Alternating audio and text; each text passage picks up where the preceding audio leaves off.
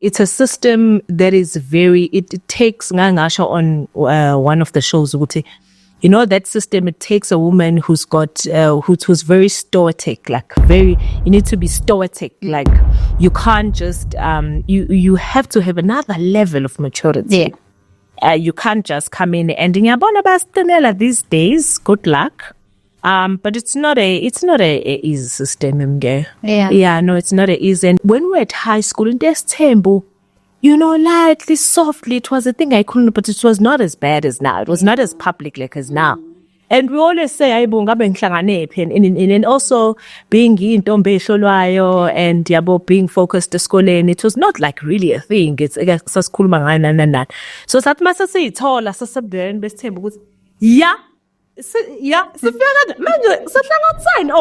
I've never imagined it. Lifestyle. I call it a system.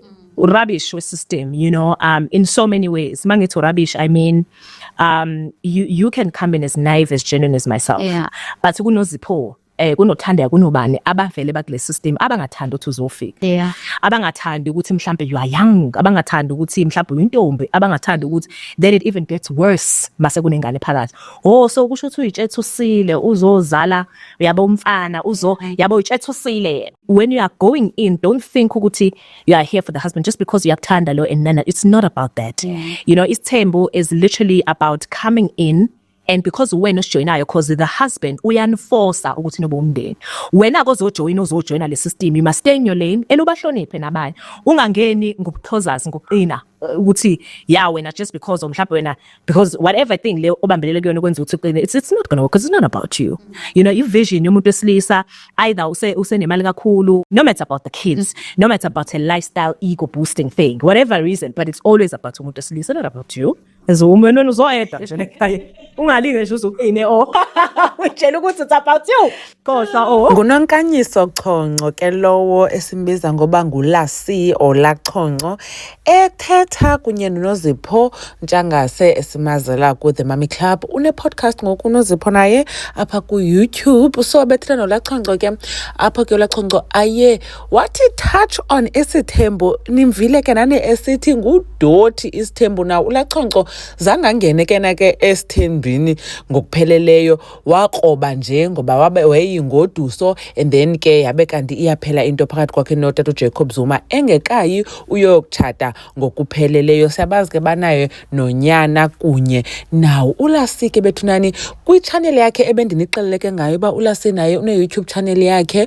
Uye ke wasixoxela ibali loba wadibana njani noTata Jacob Zuma, wayebheke kwinto wethu eyayikhona bengamantombazana ivirgin bephana besina, and then ke ukena wayeliqhiza okanye yayinguye ileader ke yala group noba wayesina nayo ke. Wade wafika ke nakwindawo yesithembu, uthi ke wakhe wazama ufowunela ke omnye womama pha esithenjini emveni kobe nomntana ezama ukwakha ubuhlobo kubone, uthi ke wayefuna ba nabantwana bazane badibane. Uthi sana into yatwistwa like yathathwa wrong ngokungathi yena uyaqina uyadelela njani afowunele unkosikazi ekubeni koba yena eyingoduso, yabo. Uthi so ke wabona apha ba hayi sana kusesithenjini apha akuhlekwa, uthi but yena shame intentions zakhe yayingasingezodelela, but uthi ke yavela ngokungathi ungumuntu ophaphayo, yabo.